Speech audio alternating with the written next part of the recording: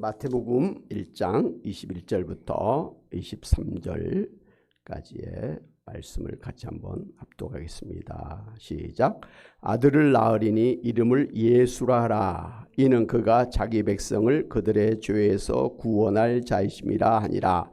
이 모든 일이 된 것은 주께서 선지자로 하신 말씀을 이루려 하심이니 이르시되 보라 처녀가 잉태하여 아들을 낳을 것이요 그의 이름은 임마누엘이라 하리라 하셨으니 이를 번역한즉 하나님이 우리와 함께 계시다 함이라. 아멘. 할렐루야. 지극히 높은 곳에서는 하나님께 영광이요 땅에서는 하나님이 기뻐하시는 사람들 중에 평화로다. 예수 그리스도의 탄생을 우리가 축하드리며 경배드립니다. 오늘은 이 세상을 구원하러 오신 예수님이 탄생하신 성탄절을 기념하는 성탄주일입니다. 예수님의 탄생은 일찍이 구약 성경에 예언된 대로 그대로 이루어진 실제적인 사건이었습니다. 우리가 지난주에 살펴본 것처럼 마태복음 1장에서 처음부터 예수님의 족보를 소개하고 있는 것을 볼 수가 있는데요. 이것은 당시에 유대인들이 예수님의 정통성을 의심하고 있었기 때문이었습니다. 그러니까 예수님은 화려한 그 왕궁에서 태어나신 것도 아니고 유명한 랍비 출신도 아니고 그렇다고 특별한 학자도 아니고 당시에 유대교의 중심이었던 바리새파나 사두개파도 아니었습니다. 오히려 가난한 목수 집안의 출신이었고 당시에 무시받던 나사렛 촌사람이었는데 오늘 갑자기 자신이 세상을 구원하러 온 메시아, 심지어 하나님의 아들이라고 주장하면서 회개하라, 천국이 가까이 왔다고 하면서 바리새인들과 사두개인들을 독사의 자식들이라고, 사단의 자식들이라고 맹 비판을 하는가 하면 이스라엘의 성전을 헐라고 그러면서 성전 안에서 하나님 앞에 제물로 드리는 양과 비둘기를 파는 상을 뒤엎어버리는 것 때문에 유대교에서는 소위 이단이라고 하면서 예수님을 대적하고 예수님의 제자들을 핍박하고 있었습니다. 거기다가 짧은 3년 동안 활동을 하다가 로마 군인들에 붙잡혀서 비참하게 십자가형을 받아 불쌍하게 죽었고 또 죽은 다음에는 무덤 하나 없이 끝나버린 예수님이었기 때문에 예수님의 출현은 그야말로 잠깐 반짝였다고 사라진 그러한 존재에 불과하다고 생각을 하고 있었습니다. 그런 상황에서 예수님은 세상 사람들이 그렇게 부정적으로 비판하는 것처럼 듣보잡 같은 근본도 없는 분이 아니라 사실은 구약성경 창세기에서부터 끝까지 줄기차게 그 예언하고 약속하셨던 바로 그 메시아심을 증거하고자 예수님의 그 집안 족보를 상세하게 소개를 했던 것입니다. 그러니까 예수님은 이스라엘 민족의 조상인 아브라함의 정통 자손이요 또 이스라엘 국가의 왕통인 다윗의 정통 자손으로 오신 분임을 증거하였고 그 이상으로 하나님의 아들이심을 강하게 증거했던 것입니다. 그래서 예수님이 구약성경에서 오시리라고 언약하셨던 메시아 구원자요 하나님 나라의 왕이심을 확실하게 증거한 것입니다. 할렐루야. 이어서 오늘은 예수님의 탄생 그 사실을 증거하고 있는데요. 예수님의 탄생하신 그 자체가 구약성경의 예언대로 성취된 것임을 확증하고 있는 것을 볼 수가 있습니다. 첫째, 그리스도는 여자의 후손으로 오셨다고 하는 사실입니다. 하나님께서는 인간의 시조인 아담과 하와가 에덴 동산에서 하나님과 언약을 맺었던 선악과를 따먹는 언제를 지은 것 때문에 하나님 나라 에덴 동산에서 쫓겨나게 되었고 하나님과의 관계가 끊어져서 영원히 죽을 뿐만 아니라 또 육신이 병들어 늙고 죽게 되었고 그리고 영원한 지옥의 심판을 받는 영원한 죽음에 처하게 되었습니다. 그러나 하나님은 이러한 인간을 갖다가 세상을 불쌍히 여기셔서 구원시켜서 다시 하나님 나라에서 하나님과 함께 영생을 누리게 해 주실 것을 약속을 해 주셨는데, 바로 그 구원의 약속을 처음 했던 것이 소위 온시복음이라고 부르는 창세기 3장 15절 말씀입니다. 굉장히 중요한 성경 구절이죠. 같이 한번 볼까요? 시작. 내가 너로 여자와 온수가 되게 하고 내 후손도 여자의 후손과 온수가 되게 하리니 여자의 후손은 내 머리를 상하게 할 것이요 너는 그의 발꿈치를 상하게 할 것임이라 그랬습니다. 이 뱀의 유혹을 받아서 아담과 하와가 선악과의 열매를 맺어서 이제 하나님 앞에 원죄를 지었지 않습니까? 그래서 하나님 앞에 이제 저주를 받는데 하나님께서 이 뱀으로 빙의한 사단 마귀를 저주하신 그런 말씀이죠. 예. 특별히 하나님께서 이 사단 마귀를 여자와 온수가 되게 하는데, 이 사단 마귀의 후손도 여자의 후손과 온수가 되게 하리니 여자의 후손은 내 머리를 상하게 할 것이다. 여자의 후손으로 태어나시는 그 구원자가 사단 마귀의 머리를 깨뜨려 버릴 것이요 너는 그의 발꿈치를 상하게 할 것이다. 사단 마귀는 예수님의 발꿈치를 상하게 한다. 뭔가 상해를 입혔지만 죽을 그건 아니라라는 것이죠. 그래서 사단 마귀가 예수님을 십자가에 못 박혀 죽게 하겠지만 예수님은 죽음에서 다시 살아나셔서 부활하셔서 하나님의 나라의 왕으로, 우리 이 세상의 구원자로 그렇게 역사하실 것이라는 것을 창세기 3장 15절 처음 에덴 동산에서 죄를 지은 그때부터 하나님께서 약속을 해 주셨습니다. 할렐루야.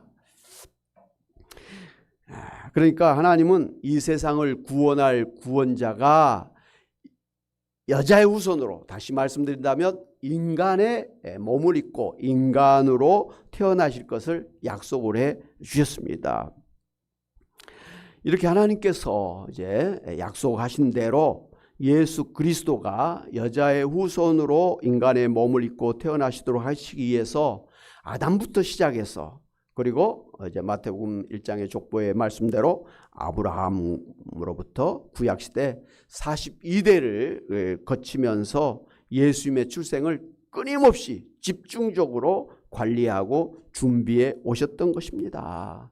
그러니까 예수님은 어느 날 갑자기 그냥 툭 튀어나온 분이 아니었어요. 이미 창세기에 에덴 동산에서부터 하나님께서 약속하셨고, 그 약속을 이루기 위해서 대단히 열심히 하나님께서 그 대가 끊어지지 아니하도록, 어떤 때는 심지어 이방인 여자를 데리고, 어떨 때는 다른 그런 죄인들까지도 동원해서라도 하나님께서는 이 대가 끊어지지 아니해서 아브라함의 후손으로, 다윗의 그 왕가의 그 후손으로 예수님이 태어나시도록 그렇게 철저하게 관리하시고 준비해 주셨던 것을 우리가 볼 수가 있습니다. 할렐루야. 이렇게 구약의 예언대로 예수님이 탄생하셨다고 하는 사실을 신약성경 갈라디아서 4장 4절에서 확증하고 있습니다. 같이 한번 볼까요? 시작. 때가 참에 하나님이 그 아들을 보내사 여자에게서 나게 하시고 했습니다. 하나님께서 약속하셨는데 이제 하나님의 때가 되니까 그 여자의 후손으로 예수님이 태어나게 하셔서 예수님이 우리의 구원자가 되게 하셨다라고 성경은 분명하게 확증을 하고 있습니다. 둘째, 예수님은 동정녀 처녀의 몸에서 탄생하셨다고 하는 사실입니다. 이렇게 예수님이 인간의 몸을 입고 태어나실 것인데, 특별히 예수님이 동정녀에게서, 아직 결혼하지 않은 처녀의 몸에서 나실 것을 이사야 7장 14절에서 예언하셨습니다. 같이 한번 보겠습니다. 시작. 그러므로 주께서 친히 징조를 너희에게 주실 것이라. 보라, 처녀가 잉태하여 아들을 낳을 것이요 그 이름을 임마누엘이라 하리라. 그렇게 예언을 했었습니다. 그래서 예수님은 이 구약의 예언의 말씀대로 동정녀 마리아의 몸에 성령으로 잉태돼서 탄생하셨던 것입니다. 이렇게 예수님이 구약 성경에서 약속한 대로 동정녀에게서 난 사실을 마태복음 1장 23절에서 증거하고 있죠. 보라, 처녀가 잉태하여 아들을 낳을 것이요 그의 이름을 임마누엘이라 하리라. 구약의 그 성경의 말씀대로 이제 마리아에게서부터, 동정녀 마리아에게서부터 예수님이 태어나셨다라는 사실을 지금 마태복음 오늘 1장에서 증거를 하였던 것이죠. 여자의 후손으로 창세기 3장 15절에서 태어나기로 그렇게 예언하셨잖아요. 그런데 정말 여자의 후손으로 태어난 거예요. 보통은 남자의 후손이잖아요. 원래 성경도 남자를 우선해요. 그러면은 그냥 남자의 후손으로, 아니면 그냥 인간의 후손으로 이렇게 해도 될 법한데, 하나님은 창세기 3장 15절부터 분명하게 여자의 후손으로 말이죠. 어두면 남자가 없는 여자의 그 몸에서 예수님이 태어나실 것을 갖다가 미리 예언하셨고, 그 말씀대로 정말로 동정녀에게서 예수님이 탄생하신 것입니다. 할렐루야. 이건 인간으로서는 할 수 없는 기적이죠. 이거 어떻게 할 수 없는 거죠. 그런데 하나님께서 이 예수님이야말로 일반 사람이 아니라 하나님의 그 특별한 그러한 구원자, 메시아이심을 분명하게 사람들을 증거하기 위해서, 특별하게 하기 위해서 여자의 몸에서, 동정녀에게서 예수님이 태어나게 하셨다 이 말씀이에요. 그러니까 이건 사람이 하는 일이 아니고 누가 하는 일이라고요? 하나님이 하신 일이다. 오늘 성경에 좀 더 구체적으로 하면 성령의 능력으로, 성령의 역사하심으로 처녀의 몸에서 예수님이 잉태되었고 출생하게 되었다라는 사실입니다. 네, 출생부터 예수님의 탄생은 일반 사람들과는 좀 다른 점이 있다는 것을 우리가 알 수가 있습니다. 예수님은 특별하신 그런 분이시다라는 것을 이 동정녀에게서 낳은 사실을 가지고도 그렇게 증거를 해 주셨던 것이죠. 그래서 우리는 이러한 사실을 늘 사도신경으로 고백을 하지요. 전능하사 천지를 만드신 하나님 아버지를 내가 믿사오며 그 외아들 우리 주 예수 그리스도를 믿사오니 이는 성령으로 잉태하사 동정녀 마리아에게 나시고. 얼마나 중요하면 우리의 그 신앙의 근본이라고 할 수 있는, 핵심이라고 할 수 있는 사도신경에 딱 그렇게 못 박아서 기록을 했겠습니까? 우리에게 그렇게 가르쳐 주고 있겠습니까? 동정녀에게서 나셨다고 하는 사실이 정말 과학적으로는 이해할 수 없는 그런 부분입니다만은, 그러나 이런 사실 자체가 하나님의 그런 역사하심 결과고, 또 이 사실 자체가 구약 성경의 창세기 3장 15절에서 예언했던 그 말씀 그대로, 글자 그대로 이루어졌다고 하는 사실을 통해서 예수님이 진정으로 하나님이 보내신 유일한 구원자라는 것을 우리에게 말씀하신 것입니다. 할렐루야! 셋째는 예수님은 하나님의 아들로 오셨다고 하는 사실입니다. 이사야 9장 6절에 하나님의 약속하신 구원자가 하나님의 아들이시다라는 것을 분명하게 증거를 하고 있습니다. 한번 이사야 9장 6절 같이 보겠습니다. 시작. 이는 한 아기가 우리에게 낳고 한 아들을 우리에게 주신 바 되었는데 그의 어깨에는 정사를 메었고 그의 이름은 기묘자라 모사라 전능하신 하나님이라 영존하시는 아버지라 평강의 왕이라 할 것임이라. 그렇게 예언을 했습니다. 이 말씀대로 예수님이 하나님의 독생자이심을 요한복음 3장 16절에서 이렇게 증거하고 있습니다. 같이 한번 보겠습니다. 시작. 하나님이 세상을 이처럼 사랑하사 독생자를 주셨으니 이는 그를 믿는 자마다 멸망하지 아니하고 영생을 얻게 하려 하심이라 그랬습니다. 하여튼 이 구약 성경에 예수님이 하나님의 외아들이다라고 이렇게 예언을 하셨는데, 바로 신약 성경에서도 바로 예수님이 하나님의 외아들이다라는 것을 분명하게 증거를 하고 있는 걸 볼 수가 있습니다.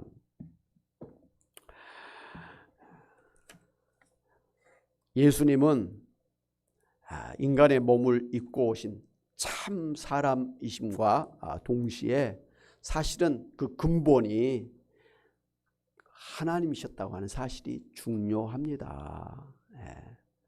빌립보서에서는 그래서 예수님이 하나님과 본체시다, 하나님과 하나이시다 이렇게 말씀하시면서 소위 우리가 이제 신학적으로 이야기하는 삼위일체, 성부, 성자, 성령 이 세 분이 한 하나님이시다, 같은 동등한 하나님의 그런 신성을 가지고 있다라는 것을 성경은 분명하게 이야기를 하고 있습니다. 여러분, 왜 예수님이 인간의 몸을 입고 태어나셔야만 했습니까? 왜 그냥 하나님이 짱 하고 나타나셔서 나를 믿으라 그래야면 믿는 자는 구원해 주겠다 이렇게 말씀하시다는데, 왜 인간의 몸을 입고 태어나셔야만 했는가? 우리가 굉장히 많이 다뤘던, 그리고 굉장히 중요한 사실은 바로 사람이 죄를 지으면 그 죄값으로 죽어야 되잖아요. 그런데 사람의 생명의 근본이 어디에 있다 그랬죠? 피에 있다 그랬잖아요. 그러니까 사람이 죽는다는 것은 피를 다 쏟아 흘러 보냈을 때 진정한 죽음이라는 것이죠. 그래서 사람이 죄 때문에 그렇게 피 흘려 죽어야 되는데, 예수님께서 우리를 대신해서 이제 죄값을 받고 죽기 위해서 오셨잖아요. 그런데 우리 대신에 완전하게 죽으시려면 성경에 말씀한 대로 피를 흘려 죽어야만 완전한 죽음이 되는 거예요. 그래서 예수님이 피를 흘려서 죽으시기 위해서 인간의 몸을 입고 태어나셨다고 하는 사실이 중요합니다. 여러분, 왜 예수님이 십자가에서 피 흘려 죽어야만 했는가? 통일교의 주장처럼 예수님은 죽지 아니하고 그 왕권을 가지고 또 자식들을 12명 나가 12지파를 가지고 이 세상을 갖다가 왕으로 통치하고 구원할 자 구원하고 심판할 자 심판하면 될 것 같은데, 왜 그 쉬운 방법을 버려두고 가난한 목수의 집안에서 태어나가지고 30년 동안 고생하고 또 3년 공생회를 하는 동안에 날마다 유대교의 바리새파 사두개인들에게 핍박을 받고 비난을 받고 마지막에는 억울하게 붙잡혀가지고 매를 맞고 그냥 또 벌거벗겨서 십자가에 못을 박히고 마지막에는 창에 찔려서 그 몸에 피 한 방울 물 한 방울까지 다 쏟아내면서 그렇게 비참하게 죽는 그런 길을 하나님께서 선택했느냐는 것이죠. 만약에 예수님이 죽지 않으셨다, 그래서 피 흘리지 않으셨다 그러면 예수님은 우리의 죄를 완전하게 대속하시는 구원자가 될 수가 없기 때문입니다. 그래서 피를 흘려 죽기 위해서 인간의 몸을 입고 오셨고, 그리고 실패한 것처럼 보이지만 예수님은 십자가에서 못 박혀 죽으셨던 것입니다. 그래서 우리의 죄가 다 용서되었고 예수 믿는 사람은 완전하게 그렇게 구원을 받게 하신 것입니다. 할렐루야. 그렇다면 그냥 인간 중에 한 사람 딱 뽑아가지고 그 사람 그냥 하나님이 우리 인간의 대신 다 죄를 그렇게 대속해서 죽게 하셔도 될 법한데, 왜 하나님의 아들, 그것도 하나밖에 없는 하나님의 외아들을 이 세상에 보내셔서 그렇게 인간을 구원하게 하셨는가? 여러분, 사람 중에는 한 사람도 죄가 없는 의인이 없습니다. 성경이 말씀한 대로 이 세상에 한 사람도 하나님 앞에 의로운 사람이 없습니다. 하나님 앞에 영광 돌리는 그런 선한 사람이 없다라는 거예요. 예를 들면 100개 중에서 최소한 한 개라도 죄를 짓는 그런 죄인들이라는 것이죠. 그런데 하나님 앞에서는 그 작게 보이는 그 하나의 죄 때문이라도 죄인으로 심판받고 그 죄 때문에 죄값으로 죽게 되는 것입니다.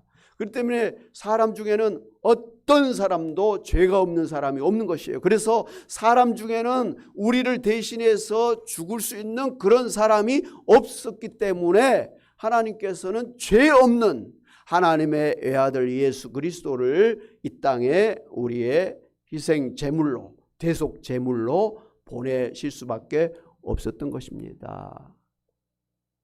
하나님에게 하나밖에 없는 아들, 얼마나 소중하고 얼마나 정말 귀한 아들입니까? 그럼에도 불구하고 그 귀하고 소중한 하나님의 아들 예수 그리스도를 이 세상에 보내서 죽게 하신 것은 그만큼 우리를 사랑하신다는 것이고 그만큼 우리를 다시 구원해서 천국에서 하나님과 함께 영원히 살기를 바라셨기 때문이라는 것입니다. 하나님이 예수님 이 땅에 보내시고 우리를 사랑하셨기 때문에요. 그래서 하나님이 세상을 이처럼 사랑하사 독생자를 주셨으니 이는 그를 믿는 자마다 멸망치 않고 영생을 얻게 하려 하십니다. 하나님 우리를 사랑하시는 그 사랑이 독생자 예수 그리스도를 십자가에 내어놓을 정도의 그런 사랑이라는, 우리가 엄청난 하나님의 사랑을 받고 있는 그런 대단한 사람들이라는 것을 여러분 아시기를 바랍니다. 우리 예수 믿고 구원받은 여러분, 정말 시시한 사람이 한 사람도 없어요. 돈이 좀 없다고 해서, 좀 못 배웠다고 해서, 좀 못생겼다고 해서, 피부가 황색이다, 피부가 검정색이라고 해서, 장애인으로 태어났다고 해서 예수 믿고 구원받은 하나님의 사람들이 한 사람도 무시받을 사람은 없다라는 말씀이에요. 왜? 하나님이 그 사람을 위해서 하나님의 아들을 내어놓기까지 사랑하셨기 때문이라는 거예요. 오늘 그 사랑을 여러분이 받으시기로 믿으시기를 바랍니다. 그 얼마나 감사합니까? 배운 것도 없는, 잘생기지도 못한 한 여성이 그 부잣집에 아주 잘생기고 그리고 배운 것도 많고 아주 인격이 좋은 그런 집안의 청년에게 사랑을 받아가지고 결혼을 해서 그 남자의 부인이 됐다. 그 여자가 비록 가난하고 못생기고 배운 것이 없을지라도 그 남편의 부인이 된 그 순간부터 그 여자는 대단한 존재가 된 것입니다. 할렐루야. 못생겼다고, 못 배웠다고, 가난한 집안의 출신이라고 무시해서는 큰 탈을 났죠. 사모님이에요, 사모님.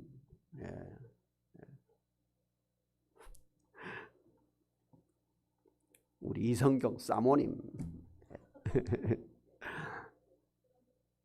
하여튼간 그렇지 않습니까?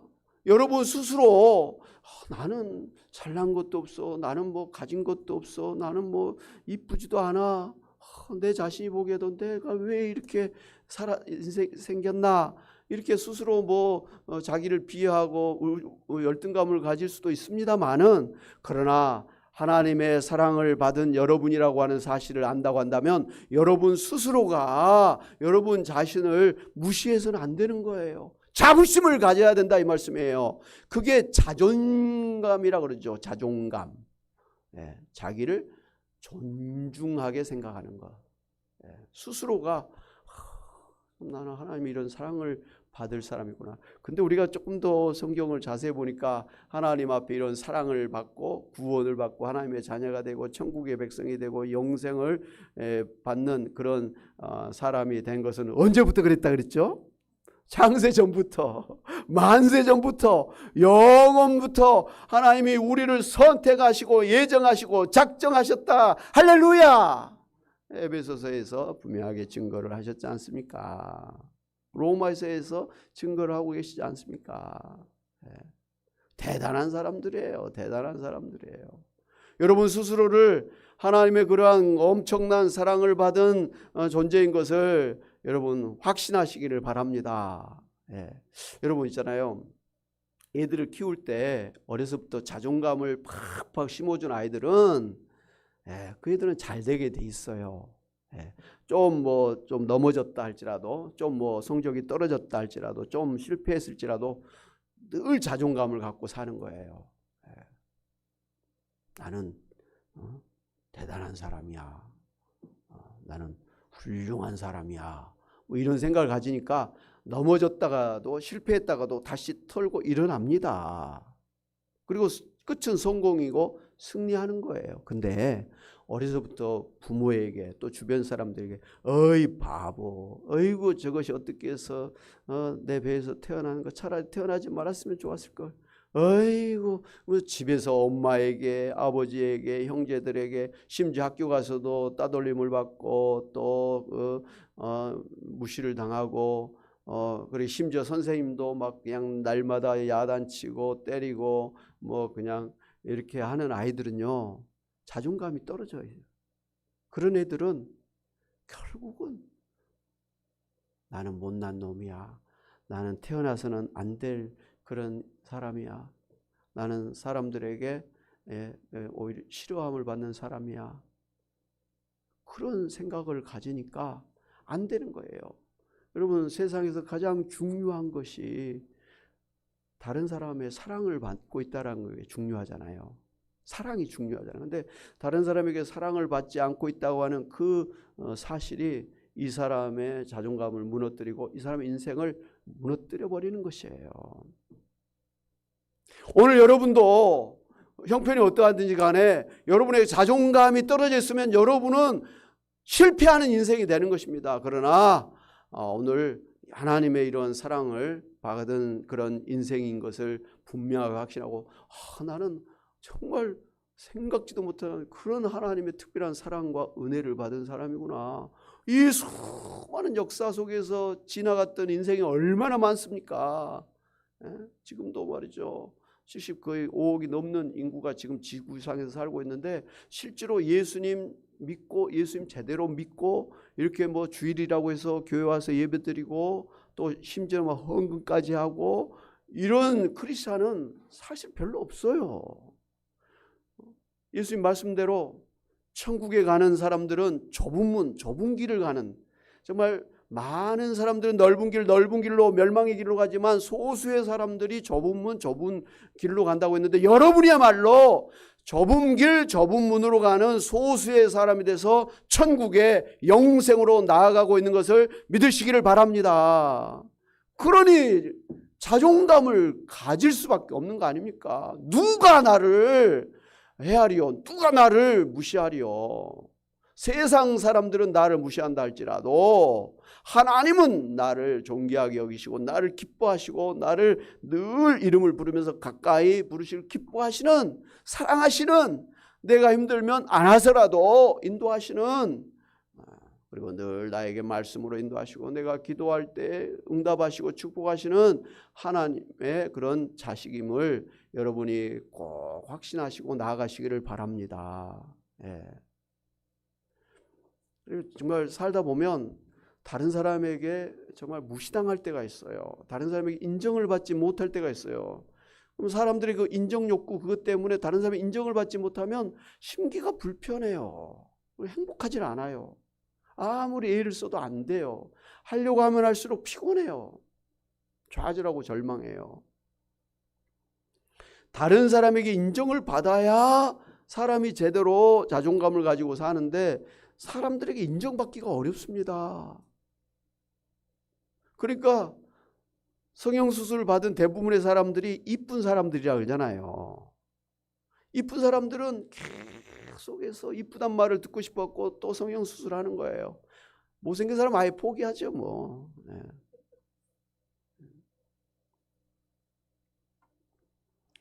정말 사람들에게 100% 지금 나 있는 그대로 인정받는 사람이 없다라는 것이죠.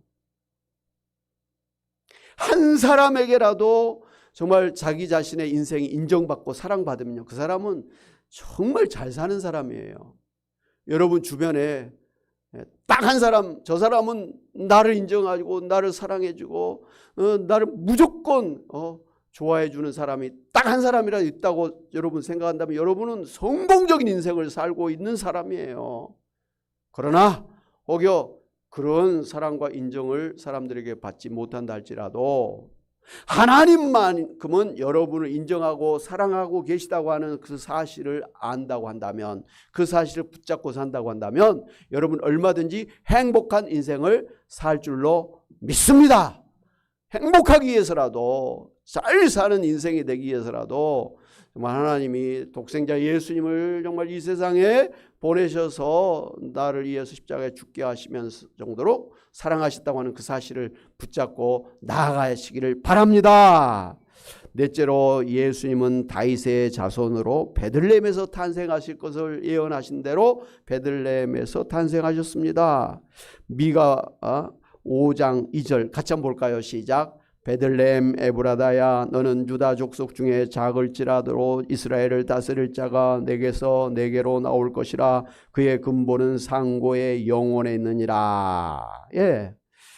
바로 이스라엘을 다스릴 자, 구원자가, 왕이 어디서 태어난다고요? 베들레헴에서 태어날 것을. 여러분, 원래 예수님의 고향은 어딘지 아십니까? 어디요? 나사렛이에요. 나사렛. 그러니까 아버지 요셉, 어머니 마리아의 고향이 나사렛이에요. 그러니까 이스라엘 성지순례 가면 나사렛이라고 하는 아주 조그만 그 마을이 있어요. 북쪽 가다 보면 정말 아주 조그만.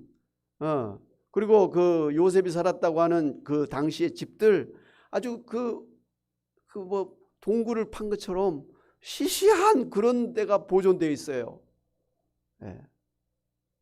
너무 시시한 마을이에요. 원래 이스라엘이 적잖아요. 근데 나사렛은 정말 적은 마을이에요. 지금도 가면 뭐 지금도 시시해. 상가들도 좀 허름하고 건물들도 뭐 반듯반듯한 건물도 없고 도로도 뭐 좁고 그래요. 사람들도 좀 시시해 보여. 그 동네에서 아버지 요셉과 마리아가 살았고 거기서 잉태를 했었어요. 그런데 그때 로마 총독부에서 인구 조사한다고 해서 다 베들레헴으로 와서 인구 조사를 받아라 그래가지고 베들레헴으로 갔다가 거기서 상기가 차가지고 갑자기 산통이 오면서 애를 낳아야 되는데 사람들이 다 호적하러 이제 왔잖아요. 그러니까 요간방이 없었던 거예요. 그래서 할 수 없이 남의 집 마구간에 가서 애를 낳아서 말구유에 예수님을 이렇게 받았던 것 아닙니까? 아무리 가난해도 출산할 때는 반듯한 집에서 그래도 따뜻한 아랫목에서 하잖아요. 근데 이때는 너무나 많은 사람들이 호적하러 동시에 베들레헴에 몰려들었기 때문에 애를 낳을 그런 장소를 제대로 구할 수가 없어서 정말 그렇게 말 구유에서 허름한 데서 그렇게 그 말 구유도 무슨 반듯하게 무슨 오두막같이 생긴 게 아니라 동굴이에요. 동굴. 그냥 지금도 가면 동굴 있어요. 그 동굴에서 말들을 그렇게 가둬놓고 키웠는데 그래서 가축을 키웠는데 거기에서 예수님 태어나시니까 집도 아니에요. 그냥 동굴에서 태어나셨더라고요. 하여튼간 예수님께서 원래는 나사렛에서 태어나셔야 되는데 거기서 잉태되고 엄마 뱃속에 있다가 태어나실 때는 베들레헴에서 태어나신 게 참 그 역사적인 순간의 그런 사건이잖아요. 그런데 구약 성경에서는 이렇게 베들레헴에서 태어나실 것을 예언했다라는 것이죠. 그러니 예수님의 그 탄생은 어느 것 하나 그냥 된 게 아니라는 거예요. 하나님의 철저한 예언과 하나님의 그 준비 속에서 그대로 이루어지고 있다는 것을 볼 수가 있습니다. 무엇보다도 다윗의 자손으로 태어나셨다라는 거. 예수님은 이 세상에 하나님 나라의 왕으로 오셨잖아요. 바로 이 하나님 나라의 왕을 상징했던 게 바로 이스라엘 다윗 왕이잖아요. 그래서 이스라엘의 다윗 왕의 후손으로 태어나신 예수님, 바로 하나님 나라의 왕으로 오셨다라는 것을 증거를 하고 있는 것입니다. 사랑하는 여러분, 예수님의 탄생은 바로 구약 성경에서 처음부터 말라기까지 예언했던 그대로 글자 그대로 예수님이 그렇게 태어나셨다고 하는 사실을 우리가 알 수가 있습니다. 그러니까 마태복음 1장에서는 예수님이 바로 이렇게 성경에서 하나님이 약속하셨던 바로 그 말씀 그대로 오신 분이야. 왕궁도 아니고 그리고 무슨 부잣집도 아니고 동정녀에게서 이렇게 태어나시겠다고 하신 그대로 예수님이 태어나셨으니 바로 예수님이 하나님이 보내신 구원자가 아니고 누구겠느냐. 성경대로 태어나신 분이 또 누가 있느냐. 그렇게 하면서 예수님의 탄생 자체를 보라. 탄생 자체가 바로 구약 성경에 예언하신 대로 하나님이 언약하신 대로 이루어지신 분이다라는 것을 확증한다라는 것이죠. 여러분 아시겠습니까? 여러분 왜 예수님을 나의 주님으로 나의 구원자로 그렇게 믿을 수 있냐? 성경에서 약속하신 대로 하나님께서 그 4,000년 전부터 약속하셨던 그대로 예수님이 그대로 성취하시면서 태어났기 때문에 우리가 예수님을 바로 구원자라고 믿는 것입니다. 요즘에 신천지 이만희니 또 이번에 JMS 이제 100세까지 감옥에서 이제 형을 받아야 될 그런 사람들, 또 통일교회 또 이런 사람들 문선명 우리나라에 자칭 예수님 자칭 재림소라는 사람이 50명, 자칭 하나님이라고 한 사람까지 하면 100명이 넘고 전 세계적으로도 엄청난 그런 가짜 하나님, 가짜 재림주가 있어요. 이 사람들의 근본은 어디입니까? 하나도 없어요. 그야말로 듣보잡 같은 사람들이 자기가 어떻게 해갖고 하나님이다, 예수입니다. 이렇게 하고 그 사람들 따라가면 안 됩니다. 아무 소용없어요. 그 사람들이야말로 근본이 없는 사람들이에요. 그러나 우리가 믿는 예수님은 근본이 있는 정통적인 바로 성경의 그런 사람인 것을 우리가 확신할 수가 있는 것입니다. 따라합시다. 오직 예수님만이 하나님이 보내신 유일한 구원자이십니다. 나는 예수님을 믿습니다. 아멘. 자, 예수님은 이렇게 태어나실 때도 성경대로 사셨지만 예수님이 우리를 구원하시기 위해서 피를 흘려 십자가에 죽으셔야 한다는 것도 성경에서 예언했던 것이고, 또 3일 만에 죽은 자 가운데 부활하셨다라는 것도 구약 성경에 예언했던 그대로 되어진 것이고, 또 이제 부활해서 승천하신 예수님이 이제 또 장차 재림하신다고 성경은 이제 마태복음부터 또 마지막 요한계시록까지 예수님이 재림하셔서 이 세상을 갖다가 심판하시고 예수 믿는 사람들은 천국, 부활해서 천국으로, 예수 믿지 않는 사람들 사단 마귀와 함께 영원한 지옥에 던져질 것이다 라는 것을 예언하고 계시지 않습니까? 여러분, 성경은 하나님의 약속 언약이에요. 신실하신 하나님이 우리에게 약속하신 거예요. 그것도 막 글로 분명하게 무시하지 못할 정도로 분명하게 성경에 새겨서 우리에게 주셨단 말씀이에요.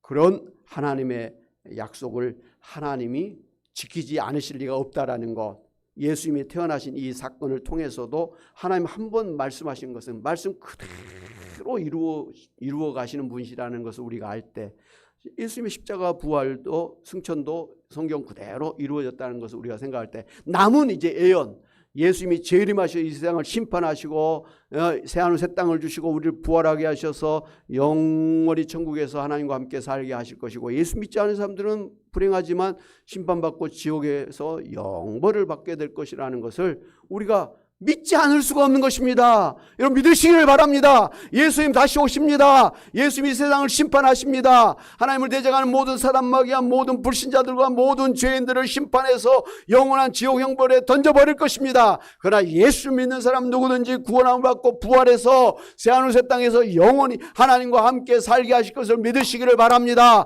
여러분의 남은 인생 다시 한번 지금도 나와 함께 하시는 나의 구원자 예수님, 나를 돕기 위해서 오시는 정말 우리 페라클레토스 성령님을 모시고 이제 하나님의 정하신 때가 이제 머지 않았어요. 곧 이르게 되는 그때 우리가 부활하게 되고 새하늘 새 땅으로 이 세상에 변화돼서 영원한 천국을 우리가 누리게 될 것을 확신하면서 소망하면서 여러분 남은 인생을 그 믿음으로 소망으로 사시기를 주님의 이름으로 축원합니다. 아멘.